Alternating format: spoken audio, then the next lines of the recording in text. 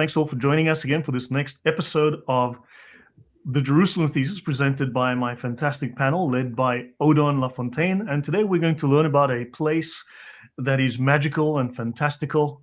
It is green, it is lush, it is where prophets are born, it is where great things happen. The world's greatest city, the world's oldest city, the world's most renowned city that didn't appear on maps until the 9th century. And it had dates, it had plums, it had apples, oranges, it had camels, it was green, it had fishermen, and it's called Mecca, in case you know what this magical city is. And it rivals Narnia for beauty, for magic and mystery. At least, well, Odon, we're supposed to be serious, so thanks all for joining us. Mel, very welcome. Paul, very welcome. So Odon, please open up for us. Tell us what we're talking about today, and then everyone else can make a brief intro and we can begin, because last week, you nailed it. Thank you.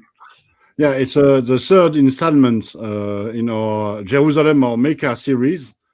In the previous episode, we saw that Mecca is an impossible location. There is no water. It's completely isolated. You cannot have a trading activity from there. Everything is wrong with Mecca. And now we will look at what the Quran says about the Meccans, and thereafter in the next episode, what it says also about Mecca. And we will see that it does not fit the location of Mecca. Meccans are described as farmers and also as fishermen, which cannot be in Mecca. Yeah. So there is something really, really, really wrong with the Meccan narrative within Islam. I agree with you. I know that I've mentioned Al-Mahabisha and Yemen, although I do agree with you that most of the story is set in the Levant, northern Levant, Syria, Jerusalem, and so on in that region. Clearly, this is where it generally draws from. I think this, as I said, there's a minor overlap with Yemen, which also does fit because they had to transfer all of that south. But yes, definitely. I mean, everything you said last week would just hit home so hard. It might be, but the thing is not to get influenced by the concept that has been developed by the Islamic narrative, and mainly the concept of a unique place of origins. This is if you look into it, it's there's nothing besides the Islamic narrative to grant or to argue for a unique place of origins for Islam. You know, I did the show on Monday where I took the statistics that I had, where you find that within the book of Paul, within Joshua, within Jeremiah, within a number of biblical books, we looked at the statistics.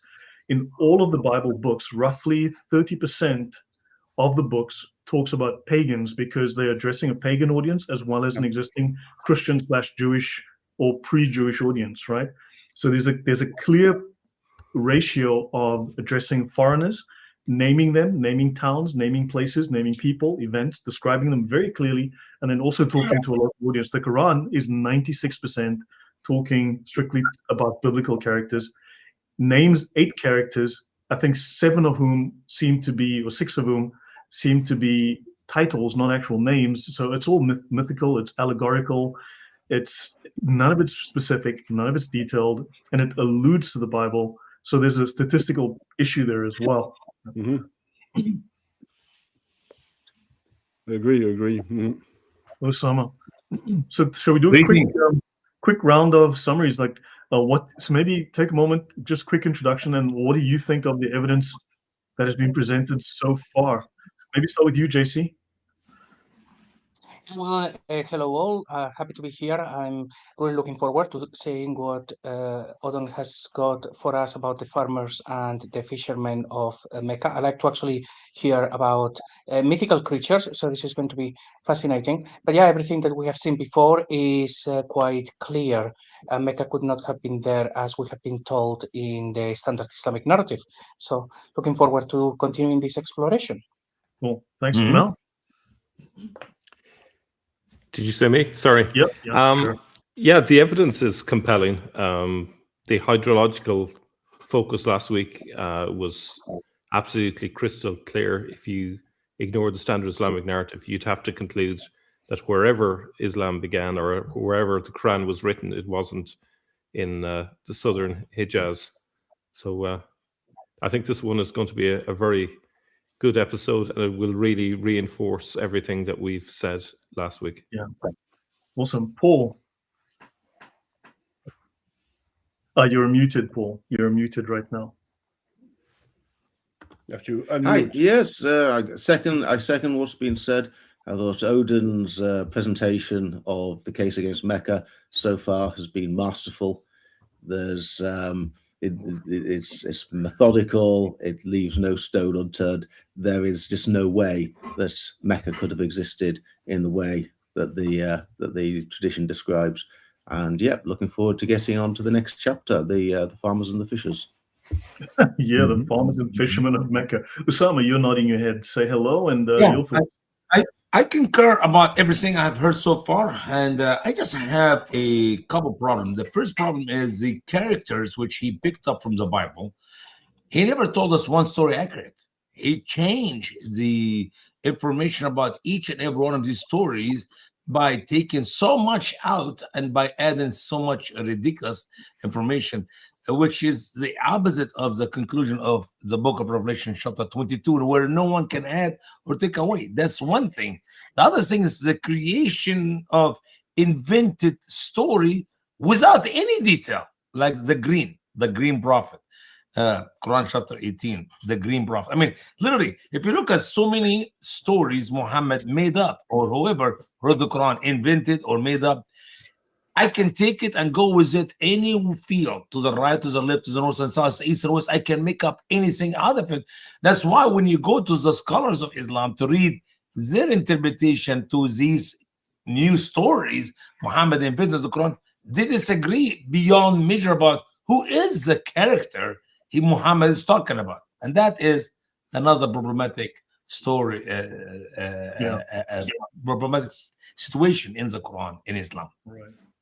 Yeah, I think the green prophet is the prophet to the Irish. That was the Islamic prophet to the Irish. But... I have a theory on that one, but I'll come back to it and say. All right, yeah, we'll definitely come back to that. So, Odon, over to you. Let's get back to my presentation. As I said, we are now focusing on the Quran. What does it say exactly? And hopefully, in this stream, we'll be able to go around those two topics: Meccans as farmers and fishermen.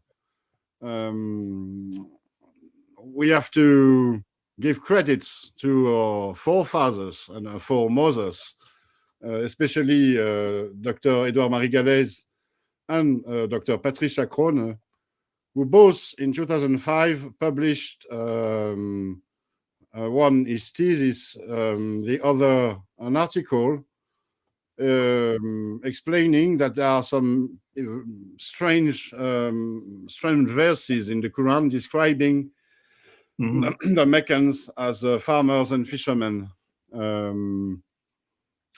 I will go back to Patricia Krone's article, but because it is much more detailed than Edouard Marie Galès' study in his book, in his 2 volumes, Le Messie et son prophète. Patricia Krone's article is available online. It's very easy to find. It's named "How Did the Quranic Pagans Make a Living?" And she studied every verse of the Quran mentioning a farming or fishing activity. And there are many. It's very, very strange. Odon, I'm just going to interrupt you for one moment, please, if you forgive me. I just want to show this on the stream. We discussed this last week. Everyone, if you check the Epstein files and you look up the word Kaaba, because someone mentioned, talk about the Epstein files and Christians. Now we're not going to get too drawn off the path here with this, but I want to show you a picture taken from the Epstein files of Mr. Jeffrey Epstein and the kiswa cloth from the Kaaba that was given to him. So people in Saudi Arabia and various Muslims were so kind as to give Mr. Epstein 3 pieces from inside and outside the Kaaba. There's numerous documents in the Epstein files. I've shown them several times on the channel, where the Muslims donate to Mr. Epstein 3 pieces of the Kaaba for Mr. Epstein's mosque. Okay, this is what is written in the files. These are what we're giving to Mr. Epstein for his mosque. All right, so you put the numbers together and you figure out what the maths adds up to. But here we have, this is from the Epstein files of Mr. Epstein apparently looking at his kiswa cloth, which is a piece of the cloth from the Kaaba given to him by Muslims. So let's talk about Muslims and the Epstein files. Let's talk about Mecca and the Epstein files. Let's talk about the Kaaba and the Epstein files. And let's talk about Mr. Epstein's mosque. Okay, maybe Muslims need to do a little bit of explaining. So I'll transfer back to you, Odon. I just wanted to, wanted to talk about that. Okay, so let's go back to the 7th century when there was no Kaaba, no Kiswa, and no Epstein yet. Wait a minute. No. I apologize, brother. There was Epstein by the name of Muhammad. Okay, that's why Muhammad was the original Epstein. I mean, it's not because they disagree about the age of the female between 9 or 14. They're the same. They follow the same code of conduct. I'm sorry, you cannot tell me Epstein was not there. He was there. Sort of, but I would argue for an Epstein-like conduct to be much more close to the conduct of the caliphs themselves, much more than Muhammad, because Muhammad, as we know him through the Islamic narrative, it's a fictional character. I don't think he married a 6-year-old girl. I think it's all made up to fit the narrative. But it's a discussion for another session. Yeah, sure. Well, I just think... Yeah, can I shall I go on? Farmers and fishermen. This is great. Let's go to the farmers. When you look at the Quran, you have many verses that are supposed to be proclamation from Muhammad to the Meccans. And these verses describe a farming activity, such as this one in Surah 46, and assigned to them, for them being the people of Mecca, a people that is described. It is explained in a previous verse, whose forefathers were not warned; they did not receive an Arab prophet. So they are the Arabs, according to the Islamic narrative. And most probably the Meccans themselves, not most probably, but according to the narrative, the Meccan themselves. And the sign that was given to them is that God transformed a dead earth and brought it to life, brought forth from it grain, and from it they eat. And we placed therein gardens of palm tree, grapevine, goes to birth from, therefore, some springs. There are no springs in Mecca. There are only wells that they may eat of this fruit and so on. And so here we have the prototype of many other verses. They are supposed to be proclamation to Meccans. And it describes a farming activity. So let's look at other verses, such as 63, 64 in Surah 56. Have you seen that seed which you sow? So it's a you here. The proclamation is addressed to a Meccan audience. Is it you, the Meccan audience, who makes it grow? Or are we, God, the grower?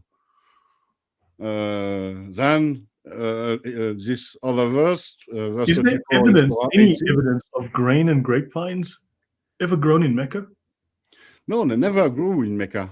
It's not possible for it to grow in Mecca without a huge irrigation system. That is not possible in Mecca in the 7th century. and still today it would be very difficult. I'm But, trying to find from Al-Tabari, Al-Qurtubi, Al-Jalalain. I know he's talking to the polytheist.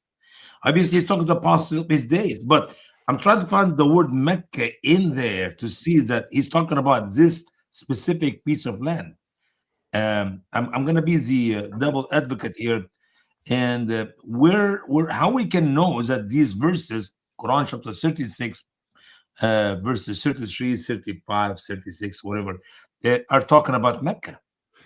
well, of course, it's all fantasy. The Islamic narrative is fantasy. But when you look at the tafsirs, you see that there are supposed to be Meccan verses that were proclaimed in Mecca to Meccans. So either believers, mu'minun, or associationists, mushrikun, but they were Meccans.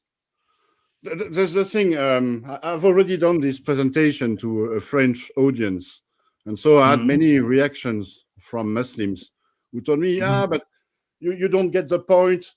It's a proclamation for the whole of humanity. So there is nothing to deduct from the fact that he speaks about farming to people in Mecca who didn't farm. And my answer is that it's completely crazy to think that a prophet or any preacher would come to a place and talk about things that the people, that his audience, could not relate to or could not understand. Just imagine a preacher going to the north of Canada, speaking to Inuits or Eskimos, native people there, who live in the cold most of the year. Imagine him talking about islands and palm trees and coconuts and coral reefs and clownfishes. What sense will it make? Obviously, here it's a proclamation to people who understand the bulk of farming and who are doing it themselves, because it is what is said in the proclamation. Have you seen that which you sow? It means that the audience is sowing the grain itself, and that's the same here. In the verse in Surah 40, in Surah 80, how we poured down water into it, then we broke open the earth, splitting it with sprouts, and caused to grow within it grain and grapes and herbage and olive and palm trees and gardens and so on, and fruit and grass as enjoyment for you and your grazing livestock. So it's the you here. It's not the whole of humanity. It's the Meccan audience. Supposedly a Meccan audience. Yeah, but I think part of the irony, if I can get in, part of the irony or the ridiculousness of the situation is that these are people who probably would have had no difficulty in talk of angels or jinn or magical creatures like that, or rude civilizations. These people are probably okay with angels and jinn and gods and demons, but these are people who would have been totally confused by what a pomegranate was. How do you tell somebody down in the Hijaz, oh yes, it's got a pomegranate, if you have no idea what a pomegranate is? Why would you? It just seems a crazy thing. I mean, or a river for that matter. There are plenty of rivers in the Quran, but as I understand it, there are no rivers on the Arabian Peninsula. They don't waterfalls, and it lies where it falls, and then it disappears. It doesn't flow anywhere. Right. I mean, less than 4% of the people in the Quran are pagans. 96% of them are biblical characters. And Thunderous One makes a good point. Jesus always spoke in farming parables. This is what the community understood and could relate to. So the Quran obviously imitates that, tries to borrow that and give itself credibility. Exactly. This is this is what Patricia I completely agree with what Thunderous One says. But the thing here I wanted to pinpoint is that it is not a vague and general proclamation. It is addressed to the people who are listening to it. It talks about your grazing livestock, which implies that the audience has some livestock that can graze. Or there are no pastures in Mecca. You might have some livestock. For example, a few camels there. Why not? But you would have to get the what do they eat? The fennel? What's the name for it? Fourrage. You will have to get their food from elsewhere because it doesn't grow in Mecca. You will have to go to maybe Taif to get some straws or anything that the camels are eating. But the camels, anyhow, they need pastures. They need fresh grass. Otherwise, they cannot. They won't live very long. Yeah, the gardens are orchards, sort of. By the way, I looked at all the scholars of Islam. Everyone did not tell us except Al-Qurtubi, and he mentioned Al-Madina, which is Yathrib, north of Mecca. Yeah, but Yathrib is also a city north of Baghdad. Yeah, Usama, your point is that these verses are identified as Medinan verses? Last time I checked, they were Meccan verses. Oh, no, I'm not talking about that. I can tell you exactly in a second here where this chapter was written. So Yasin, and I go to Al-Jalalain, and he tell me it's a Meccan chapter, except the verses 45. The only verse is written in Medina is verse 45. So the entire chapter was written in Mecca, and it was written after Surah Al-Jinn. So you're just making my point. These verses, according to the Islamic narrative, are supposed to be Meccan verses proclaimed in Mecca. So not in Medina. They were proclaimed to Meccans. And we have other verses. It's not only these ones. If you look at this one, for example. Yeah. Could I share a slide just on this point? Of course. Just for a second. Here we are. Of course, it'll be slow now that I'm. Can you see that? Give me 1 second. I can see nothing. Cool. Now I see grapes. Yeah. Yeah. So Thank you. I just put this question into Google earlier today. Where do grapes, olives, and pomegranates grow? And it's clearly they're Mediterranean.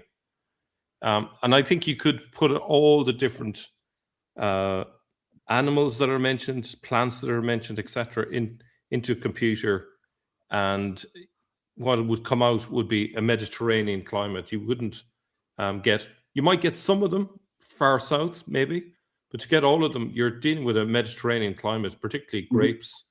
It can't be not too hot, not too cold. It's a bit like Goldilocks. I just thought I'd share that with you. No, not the temperature, also the type of ground. We have all that in Egypt because we got the right ground to grow it. You cannot grow any of these in the sand of Saudi Arabia. Yeah. It is not going to work. Yeah. I mean, when I lived in Dubai, one of the biggest import into Dubai apparently was sand, because the sand is too thin, so they needed sand for construction. Wow. And Mel, there's a comment here about Let's Map dialects, and I think can you just check that and see if you anything that stands out to you there? It's in the comments. I just have it on the screen there. Is it the one about the orchard? Yeah, I think garden should be translated to orchard. In Maltese, we don't make distinction between garden and orchard. All are Janine. I would think of the word paradise, which I believe is Persian originally, which is the concept of heaven as a walled garden, which perhaps brings the two concepts together. So it has a metaphorical sense as well as a direct sense. So it can be used in two senses: a religious sense and in a literal sense. Yeah, all the heavenly imagery in Islam is taken essentially from the Persian view. So Yeah. And what's his name? Saint Ephraim. It's an awful lot of it's borrowed directly from Saint Ephraim. No. Mhm. Anyway, Mel, you'll see. I've quoted Patricia Krone's article in the presentation. She made the same point as you, and even a more detailed point, as we will see. Let's look at these other verses about Meccan farmers. Yeah. So it talks about here in Surah 6, verse 136 to 144. So it's not the complete quotation. I've done some selections. It talks about the mushrikun, polytheists. So the one that are supposed to live in Mecca. The associationists, according to the Islamic narrative, the pagan Meccans. And those Meccans assigned to God from that which he created of crops and livestock, a share and say and so on. And they say these animals, these crops. So the Meccans had crops. So they were farming something. And what were they farming? They had gardens in which they grew palm trees, crops of different kinds of food, and olives and pomegranates. They had grazing livestock again, of sheep, goats, camels. So we see what is the exact nature of their farming activity, what they are growing, what kind of livestock they had, and it is completely impossible to have such things in Mecca. yeah. The same with other verses about the grazing livestock he created for the Meccans.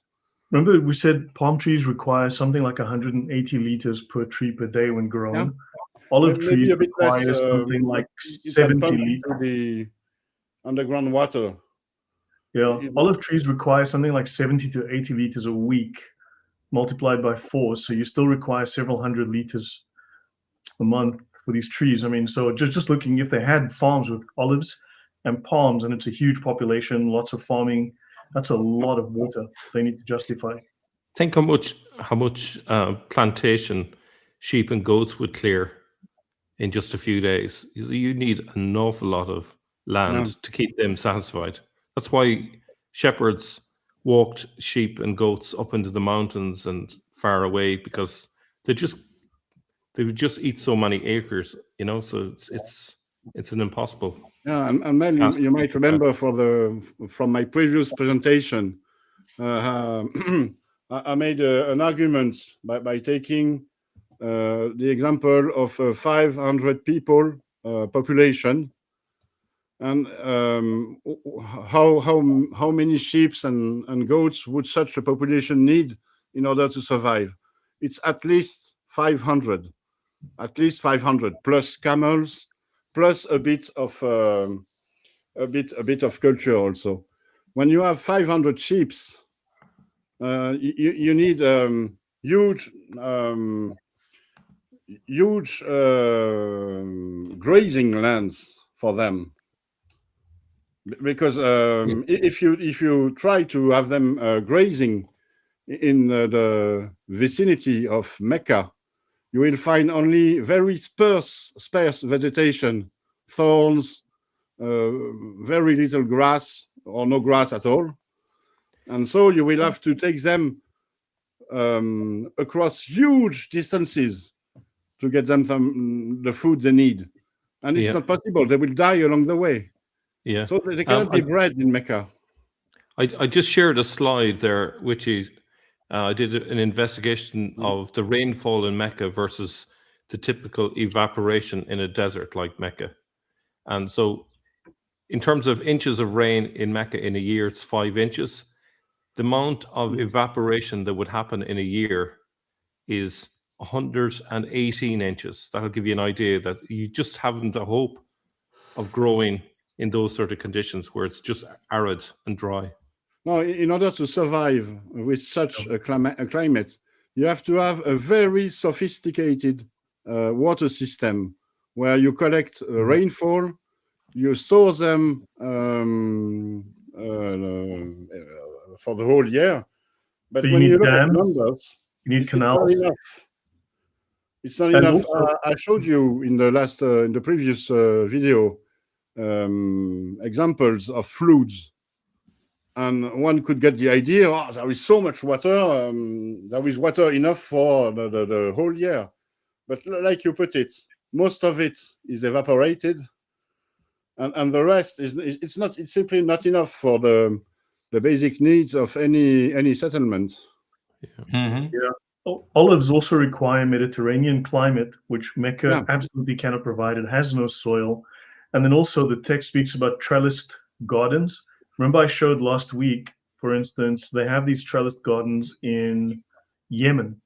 I'm not saying that Mecca is exclusively in Yemen, because clearly the geography generally fits the Levant. But they've maybe taken pieces of that, because you've got exactly that kind of farming just south in Yemen. Mhm. Nothing, it doesn't fit at all. I mean, there is Yeah. no way Mecca There's- did or can support that without But the- modern methods and huge investment. Another thing about the soil, it's so sandy that they have low water holding capacity, Yeah. which means that the water evaporates on the surface much more easily than typical soil that you'd find elsewhere. So that's another problem. Yeah, I mean, May I add something?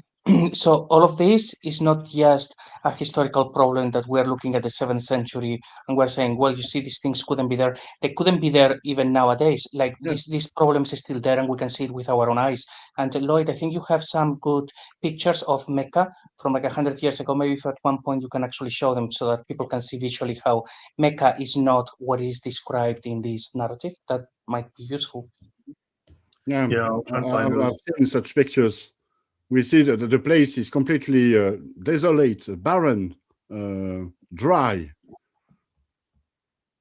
completely dry. But if you look at the movie, The Message, the movie about Muhammad's life, that is very successful among Muslims. Mecca you see palm trees in Mecca, for example, in this movie. But it has not been shot in the actual Mecca. It has been shot in, I think, in Northern Africa, in places where palm trees can grow. But this is how Muslims are sort of gaslighted. Let's look at the rest of the presentation about the farmers. This was the conclusion, which I already spoke about. The preacher is supposed to speak to people about what they are familiar with. So when he speaks about grapevines or palm trees that are watered with one water, it means that this is what the Meccans are doing, or they cannot do this in Mecca. When he speaks about parables, agricultural parables, he speaks about things that his audience can relate to. This is what I said. You won't have a preacher coming to Greenland and making parables about islands and coconuts. It cannot be. And so since there couldn't have been any culture of grain, dates, olive, vines, pomegranate, palm trees in Mecca, one is forced to conclude that it's not about Mecca, it's about somewhere else. And this is Patricia Krone's conclusion in her article. The answer one would have expected the exegetes to come up with is that the passages concerning agriculture refer to places outside Mecca, and above all, Taif, where the Meccans own gardens. What other solution could there be? It works up to a point too. For date palms, pomegranates, and grapes all fit in effortlessly at Taif. Grain and olives are more of a problem, however. they are the problem, the issue. The issue here is the mix of culture. Such a mix of culture also could not have take place in Taif. It was somewhere else. And like she explained, after the conquest, when Muawiyah and other wealthy Qurayshis began a massive agricultural development of the Hijaz, grain came to be harvested there on a major scale. It could perhaps be argued that some was grown there before the rise of Islam as well, but the tradition invariably associates grains with Syria. After the conquest, there may, for all we know, have been attempts at olive cultivation in the Hijaz too, but if there were, they did not succeed for obvious reason. In its cultivated form, the olive is a tree adapted to Mediterranean conditions. So the mix of culture points to the Mediterranean borders or the Mediterranean region. So I don't know about Yemen here, whether there are olive trees in Yemen. So about your Yemeni hypothesis, Lloyd. But conclusion is that this type of cultures points to the Levant, actually. And it has nothing to do with Mecca. Yemen is not big on olives. It is considered a strategic crop that has been adopted, but I don't think it was originally something that they focused on. I think it's a fairly new form of farming. So one has to come to the conclusion, the same as Patricia Krohn. These verses, I'm not talking about the whole of the Quran, but these verses addressed Levantine audience. And other verses, the one who talks about fishing, add up to this conclusion. Because there are other proclamations supposedly done to the Meccans that depict them as fishermen. So the question is, how could one fish anything in Mecca? Before you go on to the fishing, can I bring something else up here, which I think is important? Yeah. I don't know if you've mentioned. Syria has an ancient tradition of olives. I'll bring it up in a moment now. Yeah. Mm-hmm. There you go, Mal. Am I free to go? So I think this line here in verse 141 of Surah 6 could easily be overlooked. Eat of the fruit they bear and pay the Jews at harvest, but do not waste. If we're talking about things that are grown in a place like Mecca, even if you grant them that they could grow it, do you think it would be necessary to tell the people there, don't waste your food? That doesn't sound like a desert area to me. That sounds like a place where food grows easily and plentifully, such that you have to advise them not to waste their food. I thought I'd share that there. Brother Paul, he have his hand up, guys. Oh, Paul, please. Oh, you're on mute again, Paul. Hi. I made a couple of observations. One is whilst we're just going through these verses, there's another one that I think is relevant. That it's not just the locutus of the Quran addressing his audience who talks about gardens and pomegranates and this and that. It's also what they say to him. Because Surah 25, verse 8, verses 7 and 8 reads, "And they say, what ails this messenger who eats food and walks in the market? Why was there not an angel sent down to him to be a warner with him? Or no treasure cast unto him? Or no garden for him from which to eat?"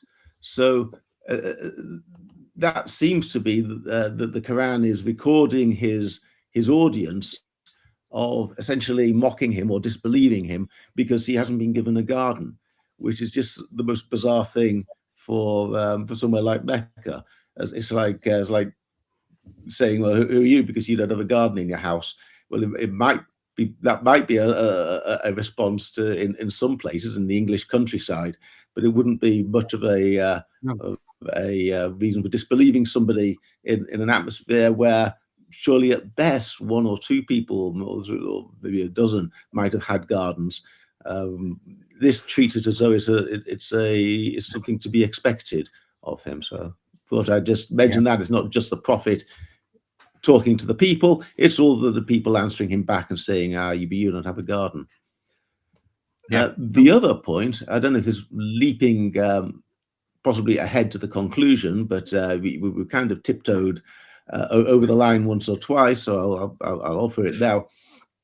And it's based upon one of the comments made earlier by Thunderous One, where he said, surely it's all talking about it's all talking about the Holy Land, it's talking about Palestine.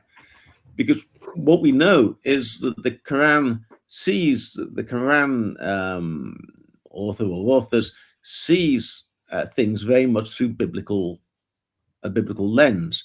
The frequent references to the prophets and kings and patriarchs of the Bible, also reads Gabriel Said Reynolds as perhaps the best of the professional academics to talk about this. All the many turns of phrase that are used in the Quran that are also found in the Bible. And it occurs to me that verses such as those that Odon has read out, and I think my favorite, which is on this point, which is Surah 6, verse 99. I'll just read it. And he it is who sends down water from the sky. Thereby we bring forth the shoot of every plant. We bring forth vegetation, from which we bring forth grain in close packed rows, and from the date palm, and from its sheath, clusters of dates hanging low, and gardens of grapes, olives, and pomegranates, like unto one another, and yet not alike. Look upon their fruits as they grow and ripen. Truly, there are signs for a people who believe. And it sounds to me, this, first of all, sounds rather paradisical. It doesn't even sound as though it's a regular fertile land. It sounds as though the person is making it sound very grandiose and celebrating the fecundity of nature. And it strikes me that it puts me in mind of Book of Deuteronomy, chapter 8, where it says, for Yahweh, your God, is bringing you into a good country, a land with streams of water, with springs and fountains welling up in the hills and valleys, a land of wheat and barley, of vines and fig trees and pomegranates, of olive trees and honey, a land where you can eat bread without stint and where you will lack for nothing, a land whose stones contain iron and in whose hills you can mine copper. And it seems that if one reads the whole of the Quran, the gist of the Quran is not to just refer to things that are around him and just point at them almost at random. Everything in the Quran seems to have a strong biblical echo, biblical allusion. And when he's describing this wonderful landscape with all these plants and the fertile land that has been provided, he is borrowing the sorts of language, the sorts of imagery that are used in the Old Testament to describe, particularly the Pentateuch, to describe the promised land that the children of Israel are going to be led into. And I'm completely with Thunderous Ones and some of the other comments that have been made, that this looks as though it's a reference. It looks as though it's a reference to the promised land. It's not just a random place. I would add that pomegranates have a very strong messianic history, so that could have a symbolic meaning. The palm trees are associated with Mary as well, the Marian dimension that's in the Quran.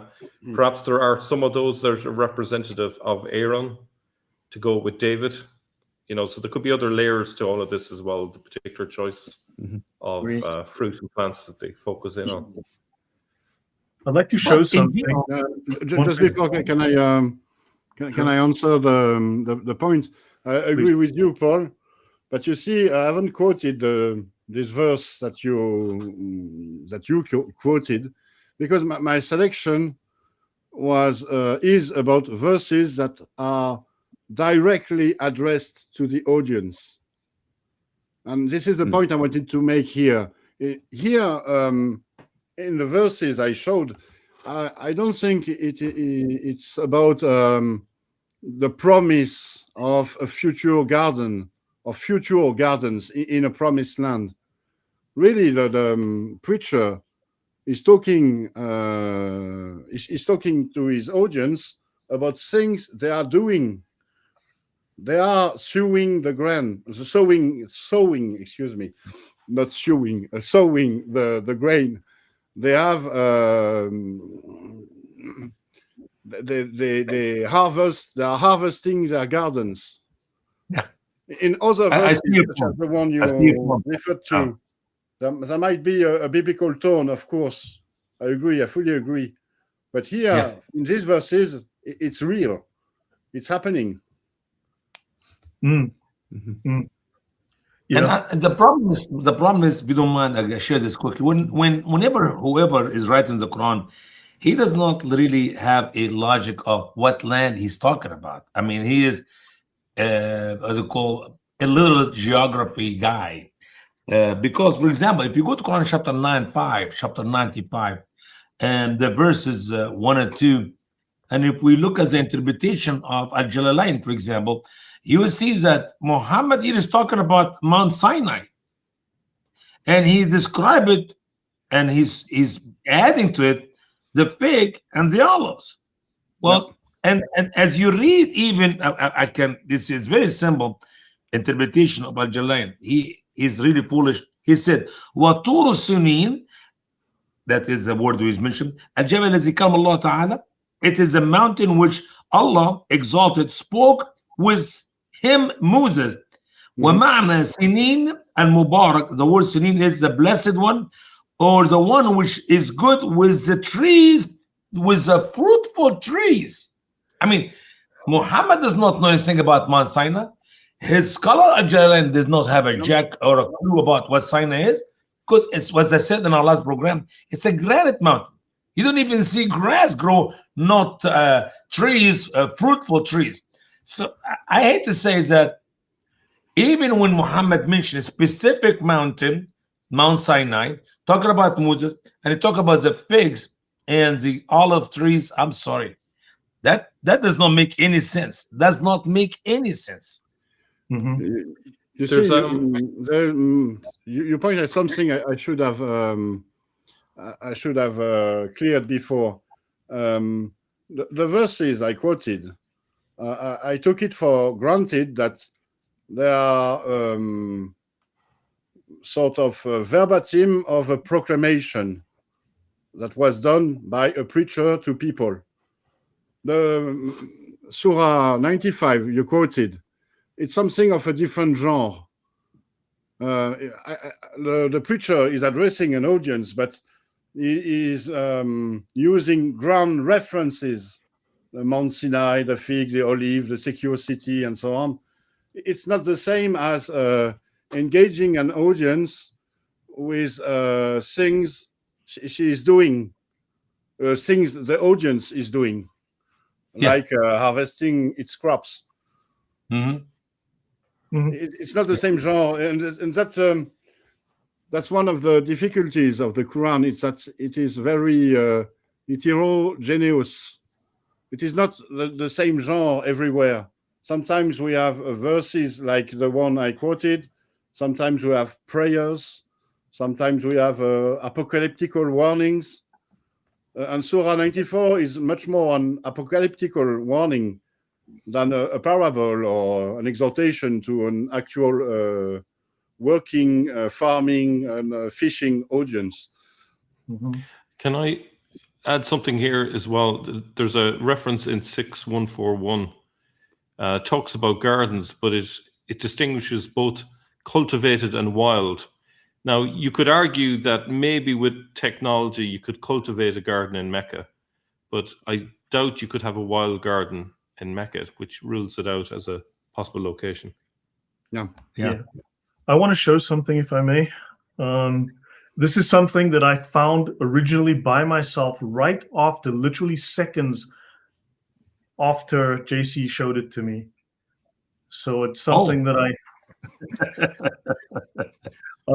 so this is the travels of Ludovico de Vartema, an Italian who traveled extensively, and he faked himself as being Muslim, and he ended up in Mecca in the 1500s. And this is a fantastic find, and I'm so glad that I found it literally moments after I was shown this by JC, because I have. Anyway, moving on. So he ends up in Mecca. This is his stuff here, and he ends up going to see the Kaaba. Okay, so he ends up going to see the Kaaba, and let me just get to the page. If I recall, it's page 203. And then I want to show you something else here. So it's going to be, give me a second. So he goes to Mecca, and then eventually he has to escape because they get onto him, and he eventually escapes. He gets out. Now he says here the chapter concerning the merchandising in Mecca, or the merchandise in Mecca, right? And he says the merchandise comes from many parts. From India, there comes jewels and spices, right? Part comes from Ethiopia, right? From India Major, and then the chapter concerning the pardoning in Mecca. So he speaks of the Mecca, and he says here, which is really odd. Now let us turn to the pardoning of the said pilgrims. In the midst of the city, there's a very beautiful temple, similar to the Colosseum of Rome, but not made of such large stones, but of burnt bricks. And it is round in the same manner. It has 90 or 100 doors around it, and is arched, and has many of these doors. And it says here, on entering the said temple, you descend 10 or 12 steps of marble, and here and there about the side entrance there stand men who sell jewels and nothing else. Looks like Jesus needs to get himself a whip and come and do some business here, right? Yeah. And then he says, and under the said arches, there are about 4,000 or 5,000 people. Truly, it would not be possible to describe the sweetness and the odors which are smelt in this temple. It's like a spicery full of musk, right? On the 23rd of May, the said pardon commences in the above-mentioned temple. But then he says this, right? Then he says this really odd thing. Within the temple and uncovered and in the center, there is a tower, the size of which is about 5 or 6 paces on every side. Mm-hmm. A tower of 5 or 6 paces, around which tower there is, right? Even Burkhart's mentioned it. Burkhart is the guy who came up with the name Makoraba. And around the tower, there's a cloth of black silk. And there's a door the height of a man in which can enter the tower. The tower is 5 or 6. Now let's, sorry, go on. Yeah, that would be 30 square meters, just as a rough measure there based on the description. 5 or 6 paces on every side. So let's have a look. This tower, would you agree that this tower is 5 or 6 paces on every side?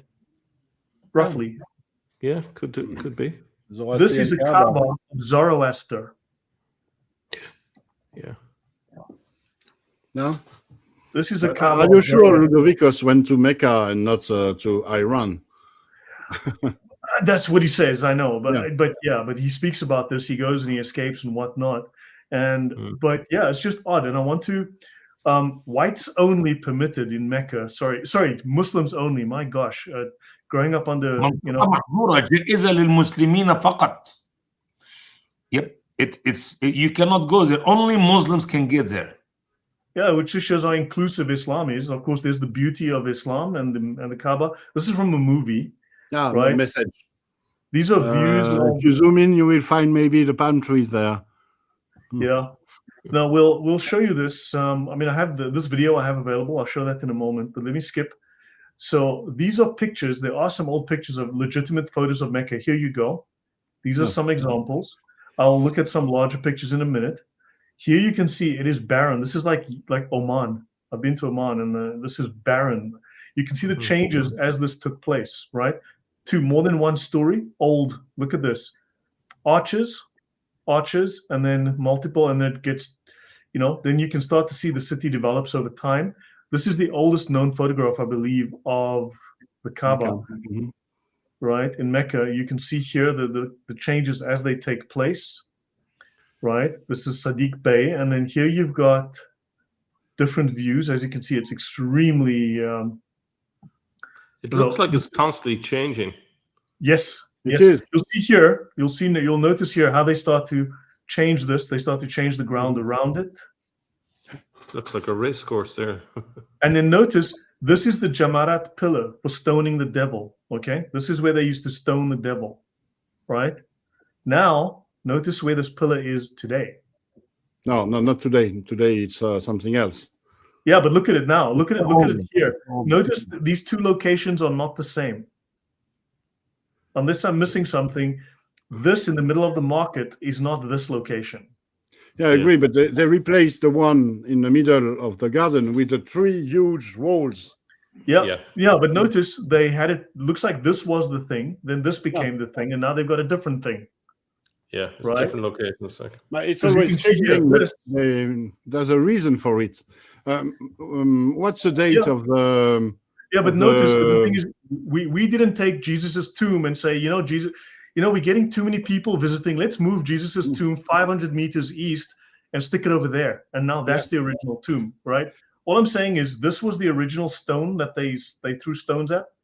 Then Can it you became zoom this the guy. picture, Brother Lloyd? Go up again, please. Zoom the picture a little bit. Can you make it bigger? You know what's written on the red container and the red thing in the top there? What's it saying? Coca-Cola. Right? Your way. Yeah, but it's a shop. It's it was Yeah, but So you can see this guy, like, people are throwing stuff. You can see they're throwing things here. Yeah, so they have a Coke and a throw, right? Because people are throwing. You can see here, this one's throwing, she's throwing. the man So was they're selling throwing- Coca-Cola. Yeah. Anyway. So here they were throwing stuff. So I'm guessing that this is the same thing, but replaced. You can see it here now. I don't know whatever that is. Okay, No, it's Then- something else. probably something else. Okay, maybe something Oh. else. Fine, but then This this is where some of the the terrain. camels were grazing. Yeah. So Yeah, notice. the green grass. That is the building which was built on the top of the Zamzam. Where Okay. إحنا المطاف the building and you have them This- before it was destroyed in 1383 Hijrian, a good 100 Okay. years ago. Okay, fine. Then this here is the original Kaaba door. One of the there's been 12 Kaaba doors apparently. This is one of the older ones. Now look here. You can see they're making changes. It's changing. It's changing. This is the floods that happened in Mecca. These people are up to their waists in water, right? Now you can see that this place has changed a lot over time. It has changed significantly. Now you can see they're starting to make additional changes. Now the door changes. You can see that's different. I'll just run through that. Yeah. And So the the- Saudis, now it's like they are this today. replacing the Nothing stone, like for that. example. Sorry? The image you see here, the stones are not the same as the Kaaba from 30 or 40 years before. Yep. Because the Saudis are replacing the stones. Yeah, they're Yeah. replacing the whole building, right? And you saw Maqam Abraham. You saw the Maqam Abraham above there. Go up a little. Yep. See the gold building? No. Go down. Down one more. Next picture. You see the gold building in the back there? Yep. On the right. That is the place of Abraham. Yeah, where he stood on the stones. Yeah, exactly. And this has changed as well. Whatever that originally was, it's not the same.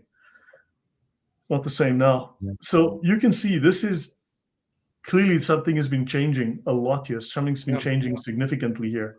This is But not do the we same. see any trees, Brother Lloyd? Do we see any grass? Do we see any trees? Do we see anything? Yeah, look over Yeah, here. You yeah. can see there's like palm trees, there's olive trees, there's goats on the mountain.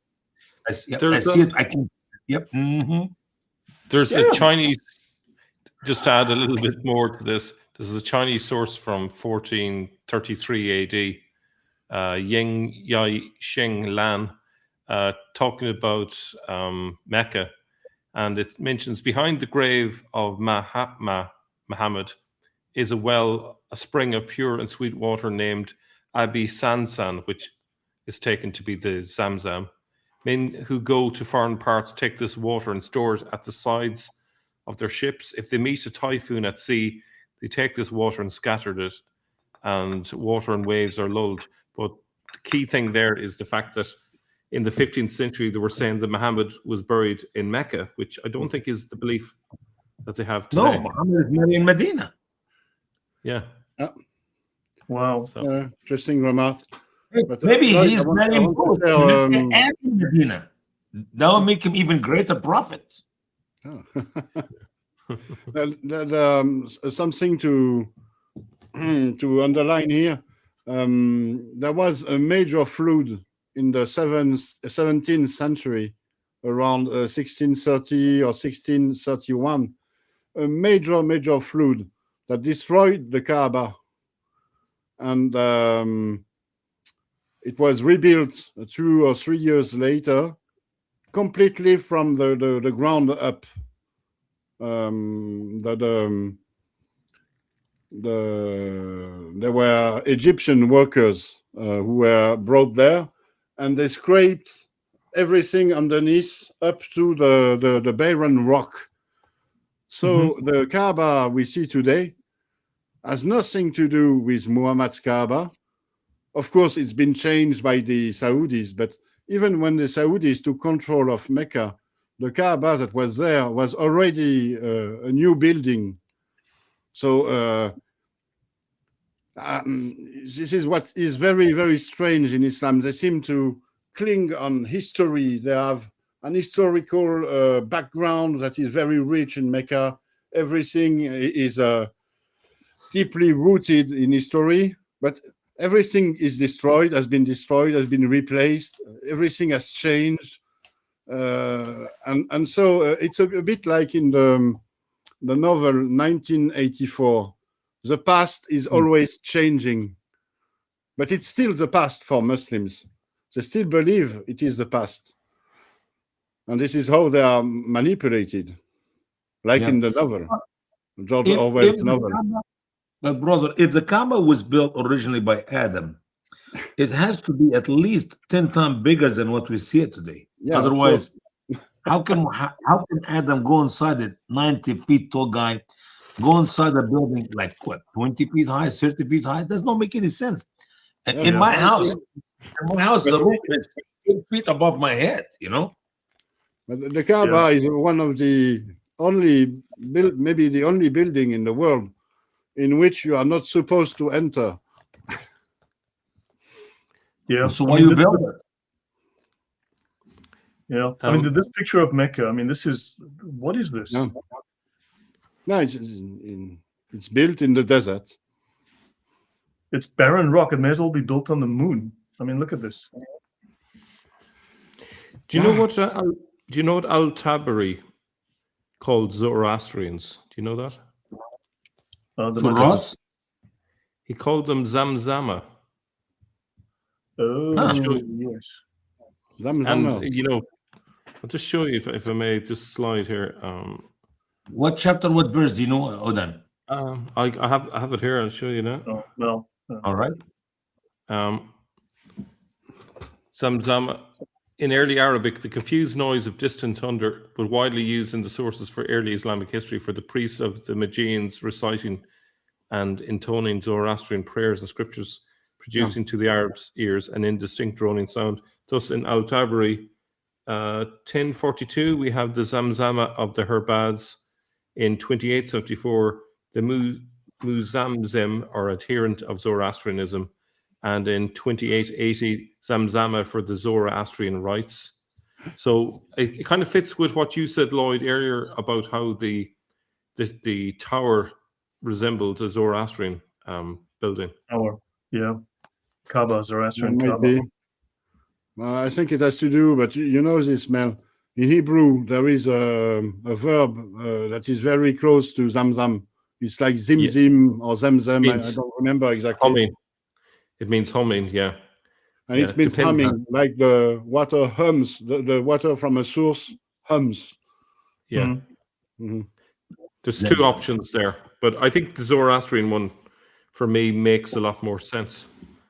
Yeah, but, because there's another reference in the Kaaba in the Quran to, it makes indirect references, but there's one that it mentions. JC and I looked at a couple of days ago, where they mention the people of the flame, right? And it speaks of the woman who goes to collect firewood, and it's a very arbitrary reference. Like his wife will go collect firewood, but you had the priests who were the keepers of the flame. They would wear the cord around their waist, and he says the cord will be around their necks, And then, so it references the cord, the braided cord, and it references she collects the firewood, which was her task to keep the sacred flame alive. Because you had these priest pairs. Yeah, go ahead. And also the jinn are made out of fire, which would be a Zoroastrian concept as well. And the jinn, in some contexts, look like human beings. If you read certain verses in the Quran, which I don't have to hand, but yeah. And Paul was going to say something. Paul, were you going to say something? You had your finger up for a second, or your hand up? I don't think Paul can hear us. Hi, yeah.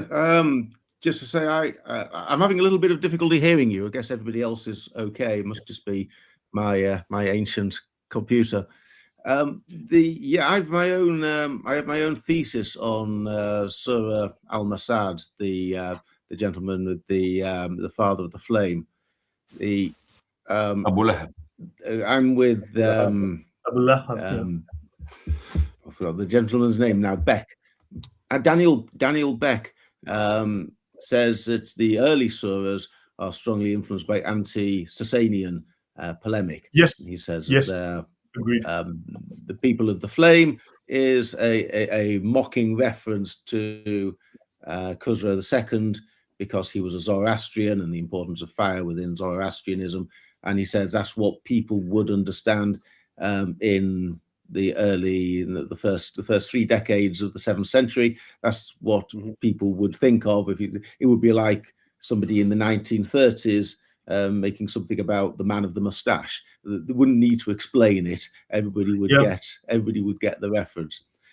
With regards to his wife, the wood bearer, that's a rather strange thing. It's rather thrown in there, isn't it? One doesn't expect to see when you're laying into somebody in the Quran, in a religious text, to basically say, oh, and his terrible wife too. And it's a rather odd thing to refer to her as the wood bearer. But I believe that I have found the answer to this. I had a look at the wives of Khusro, and there's one, his most famous and most prominent wife is called Shirin.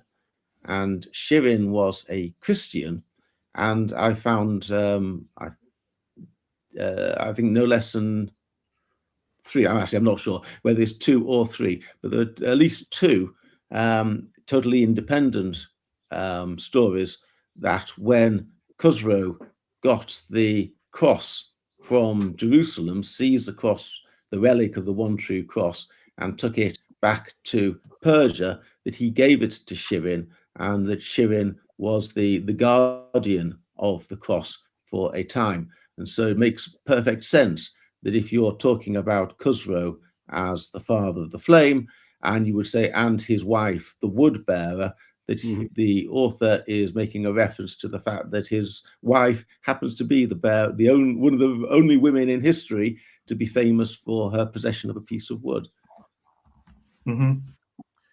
Yeah, I came upon, I'm just double checking, but I came upon a reference that you'd have these couples who basically, as you say, it's a satire or an insult, right, of religious duty. So it's mocking them in a disparaging way, right?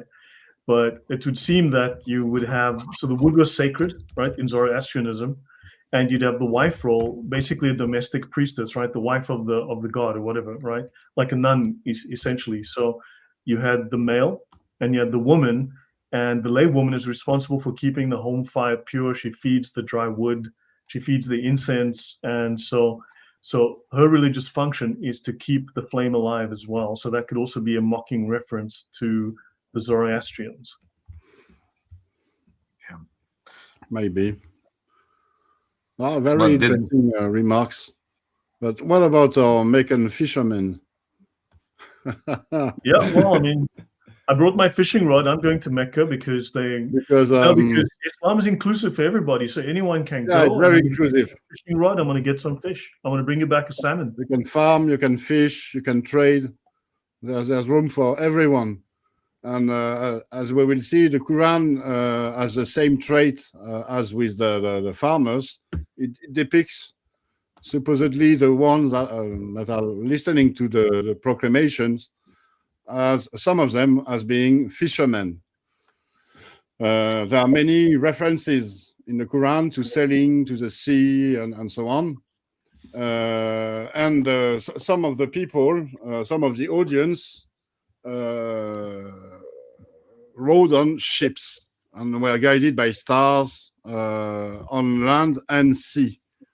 So one could argue that in Mecca, maybe because it was such a huge hub and there were so many people coming from all over Arabia, there might have been fishermen.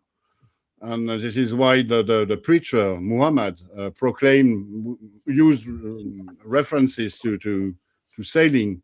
But the thing there's a solution to this, because camels are called the ships of the desert for the simple reason that they're filled with Arabian seamen. But here it's clearly about sailing in boats with sails. That was an off-color joke, by the way. So that the ship may sail at his command, and so you may seek of his bounty. Okay. Bounty, But yeah. here it's something else. You see, you the audience, you see the ships going through, so that you may seek of his bounty. His bounty might be the fishes that the fishermen fish. Or the jury. Again, it's addressed to the audience. There is a you. You see the ships. It is he who makes the ships sail on the sea, so that you, the audience, you, my brave Meccan, you may seek of his bounty, with variants in other verses. And there is also description of people being caught in storms at sea. So there is this many references to sailing, to fishing, and they are addressed to an actual audience who fishes and sails. And furthermore, it is said that this audience eats from it's the product of its own fishing. You eat from the sea tender meat, and you extract ornaments which you wear. The ornaments could have been pearls, for example. But it is speaking here also of not dried fish or dried or dried sea. What do you call it? You eat fish, but also I don't have the word for it. Shells and so on. The many products of the sea. They are described as being tender. And if you look at the location of Mecca, there is a 3 to 4 days walk from the sea to Mecca. So you cannot eat fresh fish in Mecca, not tender meat as it is described in the Quran. Yeah. So it means Odi brother, in the interpretation of Al-Tabari to Quran 16:14, he's talking about fresh water and salt water. Yeah, there is this subject also. You need rivers. I do not know where can we find some rivers in Mecca. Yeah. There is also this issue. Let's get to it, because the Quran proclamation to the Meccans depicts them as fishing in 2 seas. Yeah, and they are making use of the resources of both a sea of fresh water and a sea of salt water.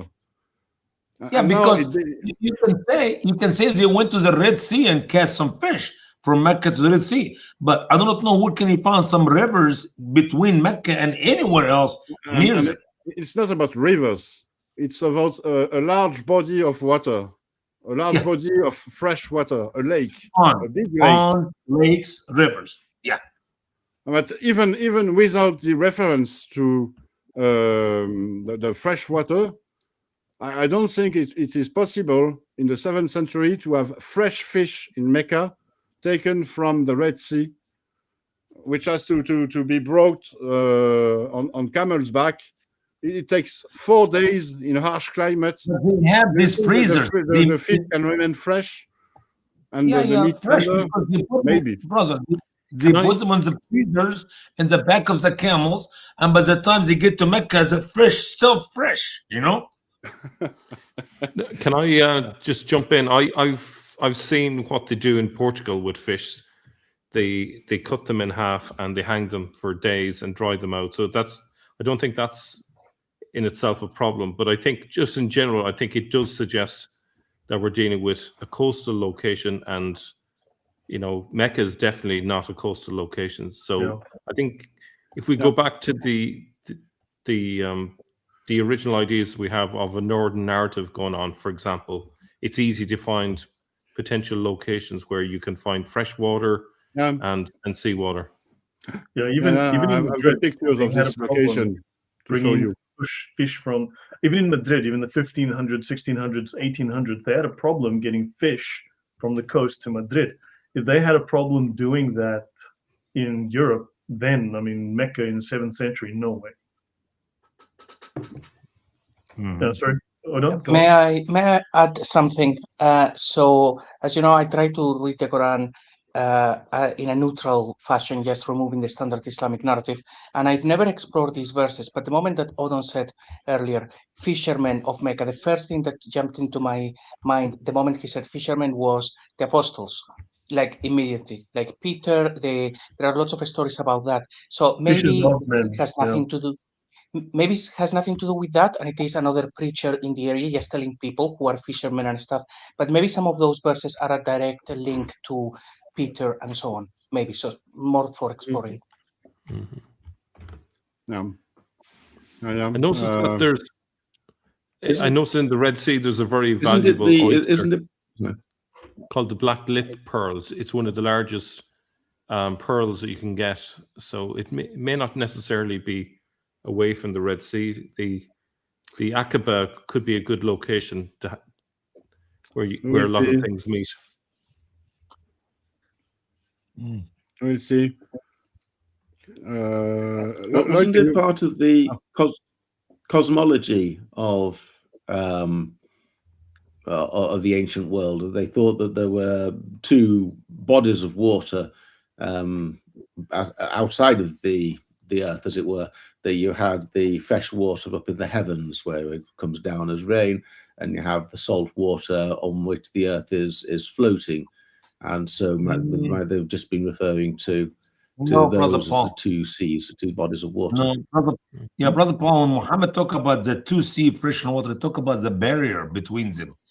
Yeah. And that is some of the things which Muslims try to say today, that how did Muhammad know the barrier between the fresh and the salt water? Obviously, something was known 500 years before Muhammad was a gleam in his father's eyes by some of the scientists who know it and describes it. So, I want to address that, but first let's look at what the Quran says about these two seas. In verse 12, Surah 35, the proclamation goes, "And not alike are the two bodies of water." And please here note that this is the dual form of the word al-Barani. It's not just two bodies; it's the dual form. It can only be two. One is fresh and sweet, palatable for drinking and so on, and one is salty and bitter. And from each you eat tender meat and extract ornaments which you wear. And you see the ships plowing through them, that you may take of his bounty, and perhaps you will be grateful. So here, the audience eats and fishes and from both bodies of water, and it uses resources from both bodies of water. So we have to look for a location where we have a sea of seawater, a sea salty and bitter, and not very far from here must be a lake of fresh and sweet, palatable for drinking water. Where where do we find can this go kind of now. There is an configuration? obvious. There is an the obvious Sea of thing. Galilee- Yeah, I'm sorry, brother. Go ahead.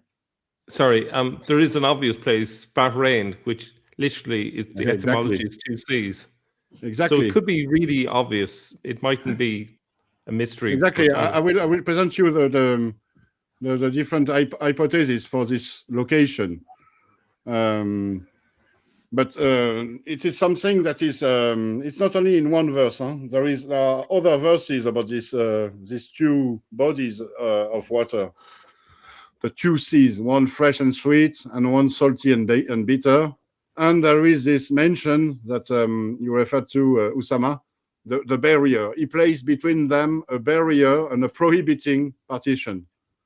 So the two bodies of seas are separated. There is a partition, a barrier between them. He released the two seas, meeting side by side. So it's an interpretation of the Islamic narrative. Between them is a barrier, so neither of them transgresses. So which of the favors of your Lord would you deny? And from both of them emerge pearl and coral.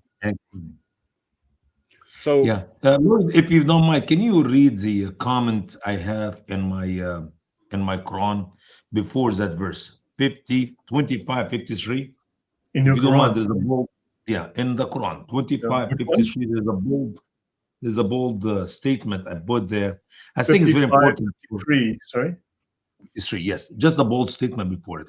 I hate to lose it and don't come back to it. I have it here. Hold on, let me just share my screen quickly. Give me a moment. I'm just going to bring it up. Takes a moment. It's one of the great miracle Muslims are using in the West today to prove to the world that Muhammad was a true prophet. This one here. No, you're not in chapter 25, bro. Chapter 25. Oh, 25. I thought you said 55. Sorry, 25. the audio. 55, 53. And then you go to before verse 53. Keep going. That you got it. You got it. This one. Yeah. The prophetic ability of Muhammad. But the knowledge of the separation between fresh water and salt water was not a new discovery. Pliny the Elder, Roman naturalist, senator, and commander of the imperial fleet in the 1st century, observed this behavior of fishermen's nets in the Straits of Bosphorus near Istanbul. Been there too. I did a trip on that river, but anyway, in that area. But Pliny deduced that the surface and bottom currents were flowing in opposite directions. He provided the first written documentation of what is now called the estuarine circulation. Additionally, it can be shown from logic that the fresh and salt waters do eventually combine. If they did not, there would be huge oceans of fresh water continually growing out from every major river. Simple studies show that fresh water flowing out from rivers slowly mixes with and becomes increasingly salinated over time, and distance until it reaches equilibrium with the normal salt levels of the greater body of water. The speed of the change varies according to temperature. Sure. Yep. So Nonetheless, there are some Muslims who. Yes. Go on, JC. Yes, something very, very quickly that I try to say every single time for people who are not very familiar with this. So all of these things that we are seeing, it is in the exegete that says that all of this is about Mecca, but the Quran never actually claims that, because Mecca is only mentioned in one place in the Quran specifically, and it has nothing to do with that. So all of this information that we are told is Mecca is because someone else, like the wonderful Ibn Kathir, tells us that it is Mecca. It's the traditions, but the Quran never really says that. yeah, I mean, Makaraba being Mecca only occurs in 1647 by Bochart. So that reference is only 400 years old. It's not an ancient reference. It was made up literally by a European in the 1600s. And all of this, it's about confronting the Islamic narrative.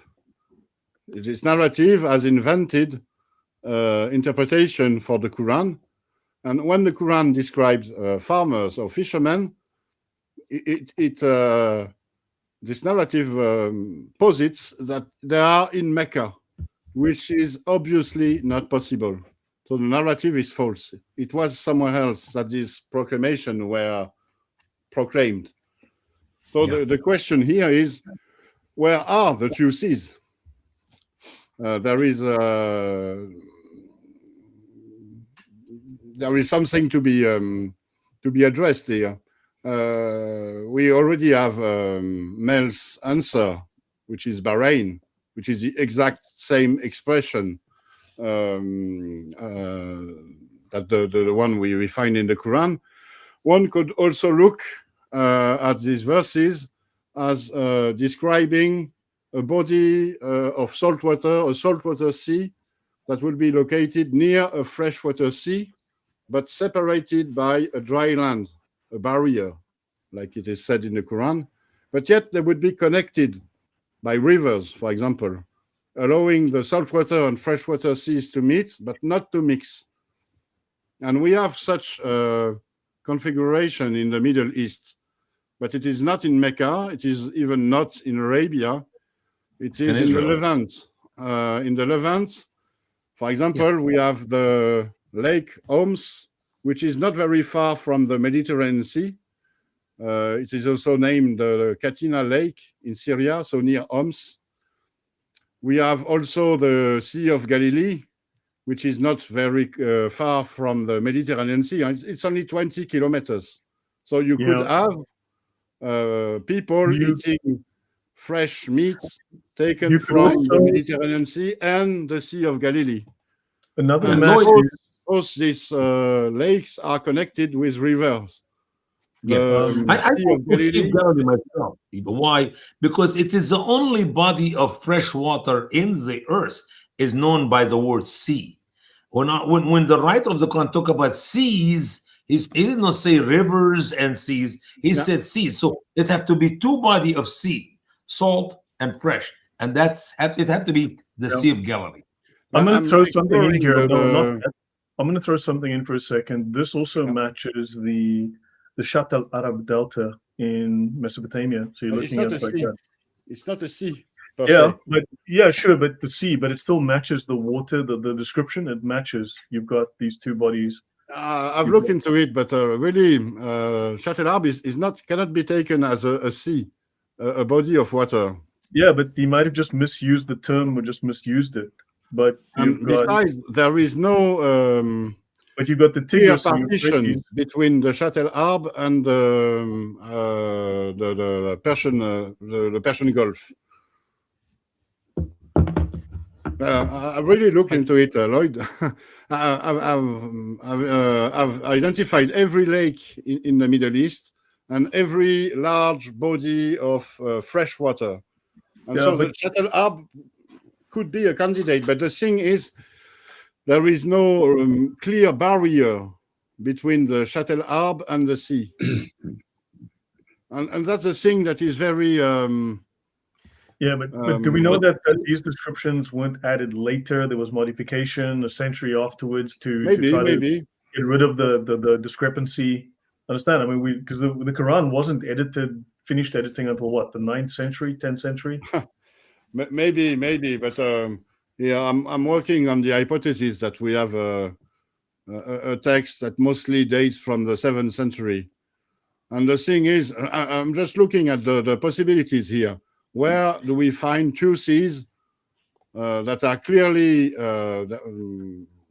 separated, but still there is a connection between them? Yeah, but I'm not thinking of seas. I'm just thinking two bodies of water, fresh, salty, with separation, visual separation between the two types of water. And I mean, you've got clear visual separation. Yeah, go on now.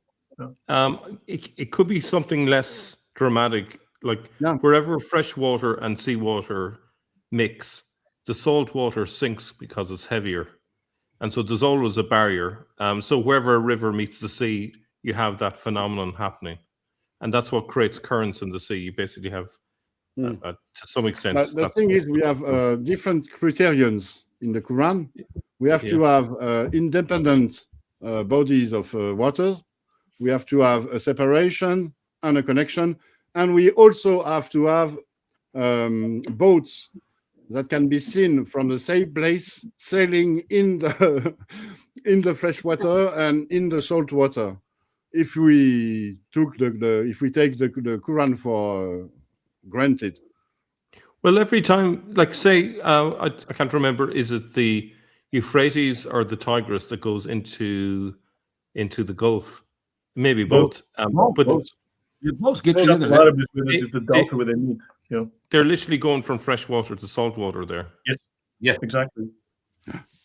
And you know, the candidates I'm presenting to you are this one, for example. So the Dead Sea and the Sea of Galilee that are connected through the Jordan River. Also, this other one. Excuse me.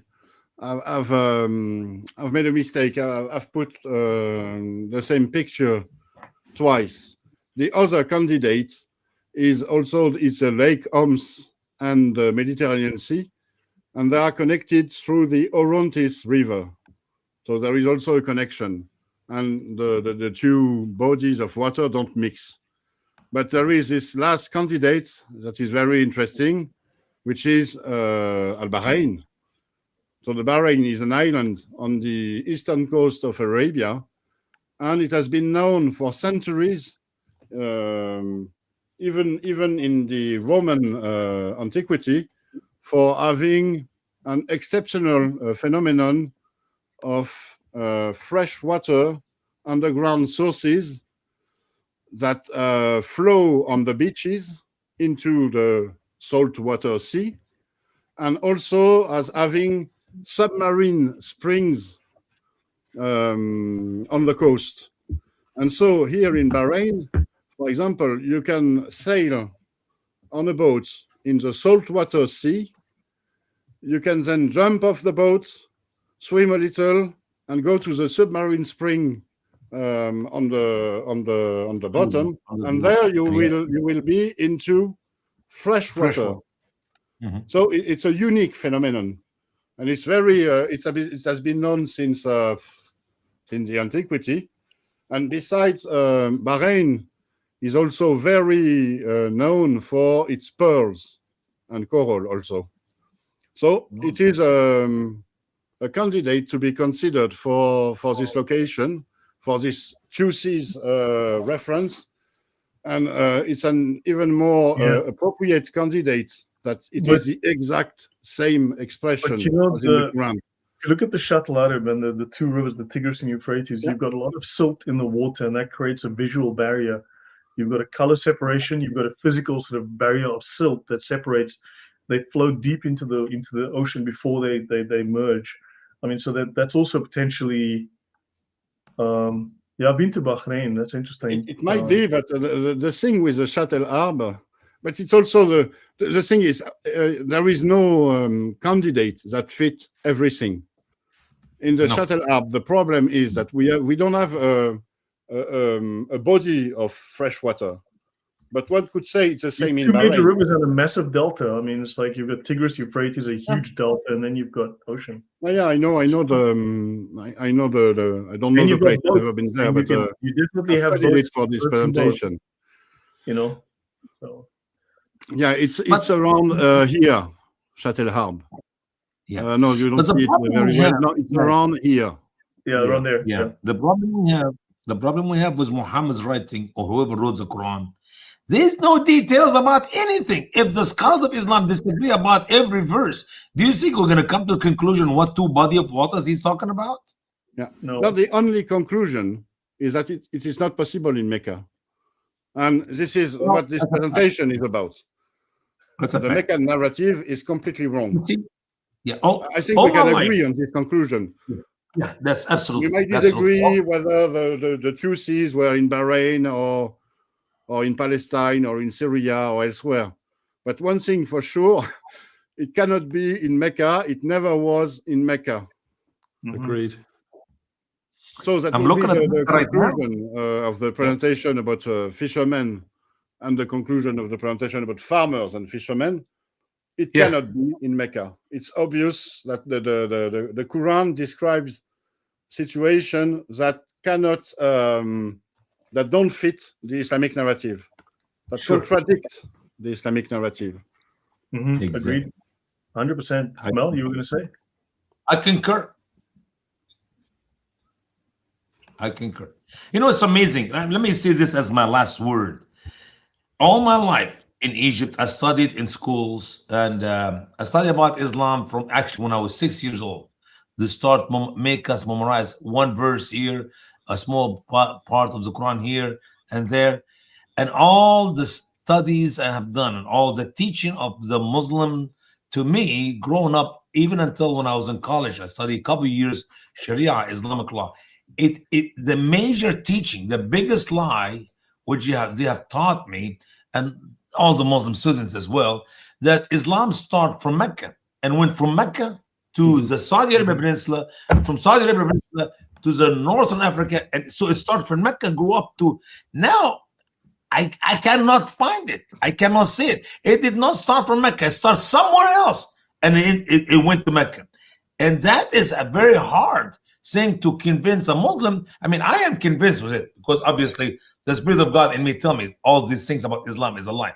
But for Muslims who grew all their life from day one to believe it started in Mecca, went to Medina, and then back to Mecca, and from Mecca spread all over the world, how can you convince these people of that lie which they have been taught often enough and repeated often enough, and they believe it to be a lie? It is difficult. It is hard. I mean, I don't know what Muslim we can convince that everything they know about Islam is wrong, including the birth of Islam, the location. I think of the birth. we need to stop entertaining their doctrinal arguments, which just go in circles, because you can make up any old story, and have them first justify their existence historically. Because, I mean, we are arguing here, but they haven't proven their authenticity, their authority, their origins in the first place. We shouldn't entertain them here when they haven't even, at square 5, when they haven't even established what right and authority they have at square 1. Yeah. You know, right now, Lloyd, I'm working on bringing all the material which I've studied when I was growing up, high school or younger, about Ma'awiyah. I need to see where Ma'awiyah fit in that. And I don't know, Odi, are you going to do any teaching on Ma'awiyah and the history of Ma'awiyah and things of Islam with Ma'awiyah? Are you going to get there anywhere? Paul might be best place for that as well. Sorry? No, one thing we can conclude from this presentation, it was not in Mecca, for sure. For sure, but I agree. We cannot be sure that there was a unique place, because the place has to fit so many criterions.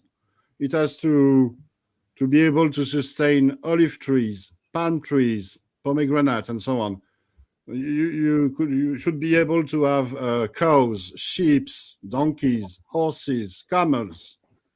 So it's a composite. Okay, that's one thing. And on the other thing is it has to have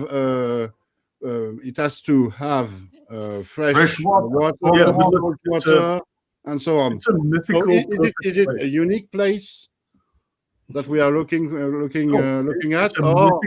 It's a mythical, perfect place. Just like all the humans are composites, they are taken from various aspects of the Bible and other sources and cobbled together. I think the geography is also to some degree a composite. So you've got exaggeration, embellishment. There is no such place. Correct. That's exactly the point. Because look, you've got Jerusalem. That's your template. Then they've got to create their version of it to sell the whole. No. I don't agree. Jerusalem is not the template for the whole Quran. It's a template that we'll look at in next stream with Paul about the Jerusalem thesis. It's a template of the place of Abraham, Safa and Marwa, and so on. But the Quran also talks. The Quran also talks about other places. It talks about the two seas. The two seas, they are not in Jerusalem. And Jerusalem is not a place that is very well known for its farming and its agriculture. It's not so they take a composite and they shove things together and boom, there you go. This place that has everything. Sort of. But who is the they? Who is the they who take and make the composite? That's the question. And but these we can also deduct from this little Quranic study is that here we have some proclamations that have been made to a certain audience at a certain time. And in another part of the Quran, we have other proclamations that have been done to another audience in another place. Yeah. And the thing is, we are so influenced by the Islamic narrative that we want to imagine that it was only one audience in a unique place. And we have to get rid of this Islamic lens, because it is not what the Quran is about. Yeah. But look, I mean, this description, like they speak of corals and pools and they speak of fresh water. I mean, you could take two places. You could take, for argument's sake, the Shatt al-Arab and Bahrain, slam them together, and there you got coral pools and fresh water. Boom, done. I mean, you know, they could be using archetypes, because when you look at the people, they are making archetypes. They're using archetypes. The Quran has archetypes, not actual people. So they're taking ideas from myths and then they make archetypes in many cases. I don't think it's that sophisticated. Sorry? I think your explanation is too complex. The Quran is much more simple than this. It's the one who did the Quran. They were crude scribes. They did not. I don't think they had this level of imagination, the same as you, Lloyd. It was. I think it's much more simpler. Yeah, but go on. I mean, yes, I say basically the same that Odon has said, but I'll just phrase it a little bit differently. The Quran has one origin story. Islam has a different origin story, and we try to put both of them together and make sense of it, and that's not what happened. So the Quran is written probably in different lands, most likely up in the north. It tells a different story to a different audience. When Islam appears, they have to create what we call the narrative, the standard Islamic narrative. And in order to do that, they have this book, who God knows where it came from, but we have a good idea. It's certainly from the north and it has stuff from Ephraim and so on. They take that book and then they have to make it divine. So every time that the book says something, they have to make it about Mecca. If it says there are fishermen, that there are fields, there are farmers, they have to say that's our place. But those two things are completely disconnected. The book came from a different region, told a different story. Islam uses that pre-existing book in order to say this is holy, this comes from heaven, and let me explain it to you through the power of Ibn Kathir. Well, you've got a northern narrative, right? The Jerusalem thesis, but now they've moved south. They've moved to a blank slate called Mecca, for argument's sake, and now they've got to fit that thesis onto a new substrate, which is this Yemeni, Meccan, Arabian culture, and they've got to merge that now. You know, so then you've got a mixing of things. Yeah. The mixed pieces. If I could, couldn't fit. Yep, go on, please. Go on, Paul, please. Yeah, if I could perhaps share how I see this, and I take a rather different view to certainly to Mel and Odon, because my view is that the Quran does largely or almost entirely come from a fairly confined milieu in terms of time and place. I think it's the story, and it's the story of one person's life, well, primarily, although obviously it's had work done after that person died, so it's very difficult to pick apart now and try and reconstruct what the original what I would regard as this principal author says. But in my analysis, the early surahs are anti-Sasanian propaganda at the time when the Sasanians are besieging Jerusalem and threatening the temple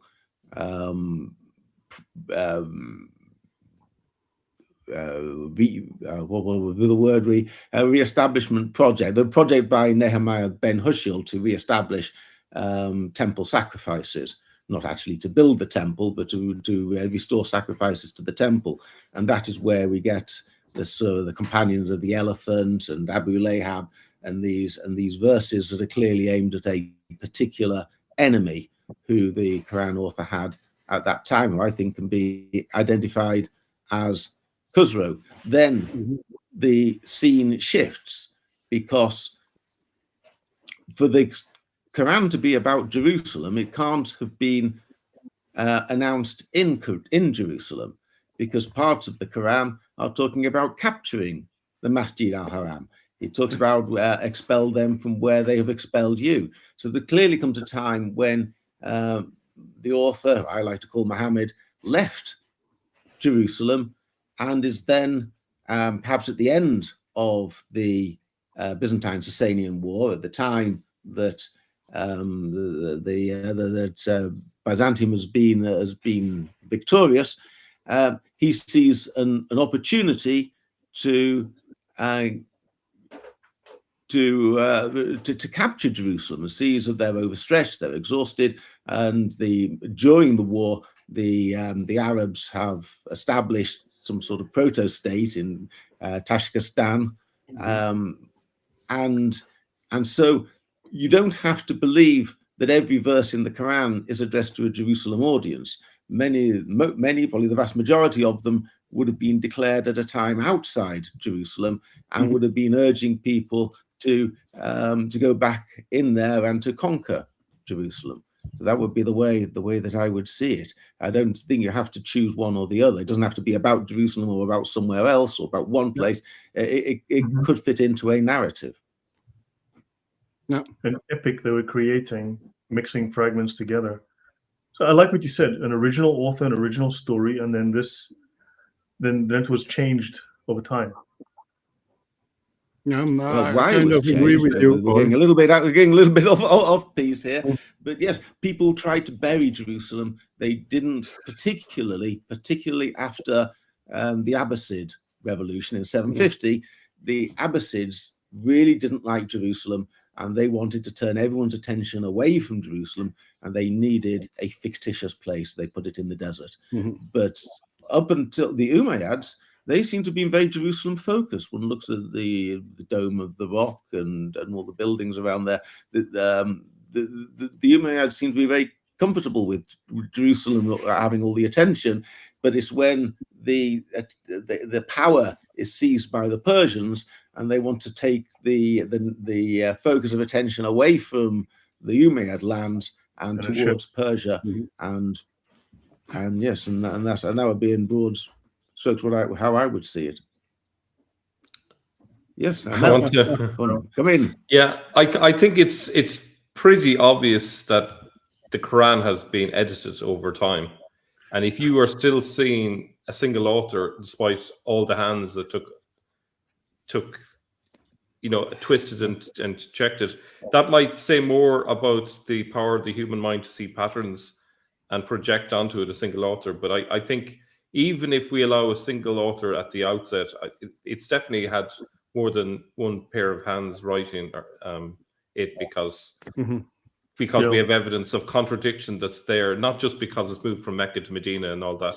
I think that's a cover-up story for the fact that it's inherently self-contradictory, and I think it probably serves multiple purposes, and even the fact that there's traditions that the Quran was shorter at one stage and then was added to. I think that also lends the impression that there were multiple minds working on it, and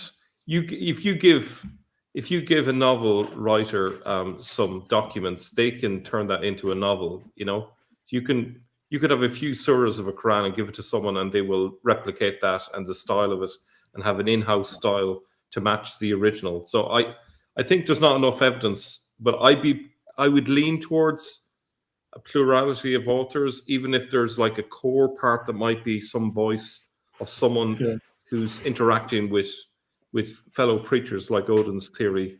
Linguistic and mathematical analysis shows something like 20 authors over time, because the voice is different, the writing is different across the authors. I tend to agree with you, Paul, but I have the same remark.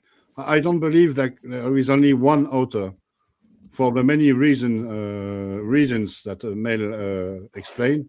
And there's another one is just when you look at the text, you see that sometimes there is a preacher preaching, and sometimes there is someone instructing him.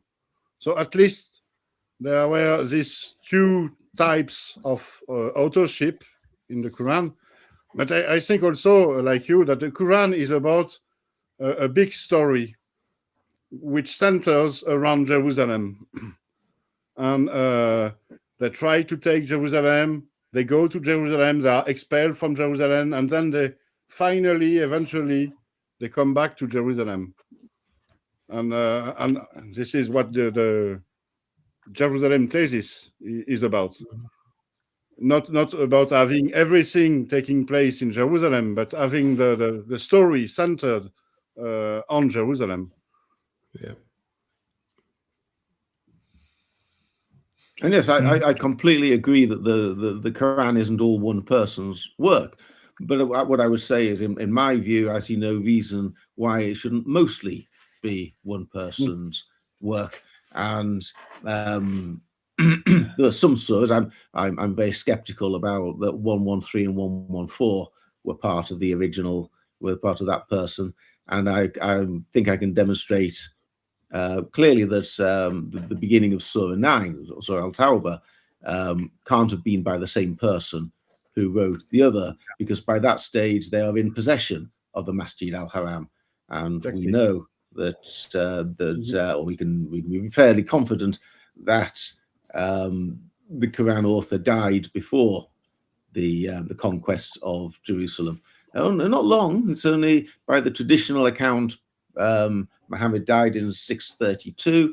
The Arab conquerors, to use a fairly neutral title, captured Jerusalem in 637 or 638.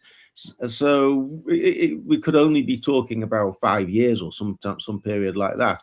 But I think we can be fairly confident that, for reasons Stephen Shoemaker has put forward, that Surah Al-Tawbah was written after the death of the person who ordered the conquest in the first place and led it.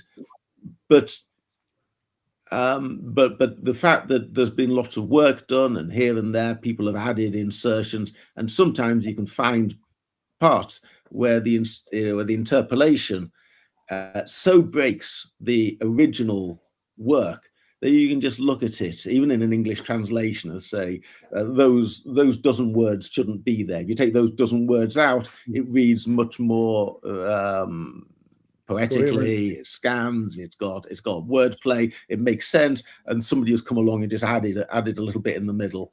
And the more you could list these, and you see patterns between them, that they all seem to say fairly similar things, the bits that are added in. So I think it was largely the work of one person, but I totally agree that it wasn't all the work of one person, and there's this, it's, as you might say, it's had work done before it got compiled.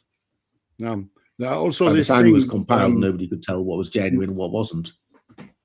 I think there's a problem if even if you accept that Muhammad or whoever was the author, is that all the traditions say that the Quran was written after he died. So that's a difficulty in itself. So unless you have the idea that he is narrating it to someone to remember, okay, remember this and write it down after I die, you're back into into that muddy water of the sin. It's tricky, but no one knows for certain with all of this. The thing about I was about to accuse you of falling back on the traditional narrative. So, perhaps. Paul, let me just. I pay no attention to any of these accounts of how the Quran came to be written. Again, you talk about contradictions. The accounts of how the Quran came together are some of the most contradictory and confused of all. I think is the one area where it's just not possible to find any sense in. If you were a Muslim, you wouldn't even know what to believe.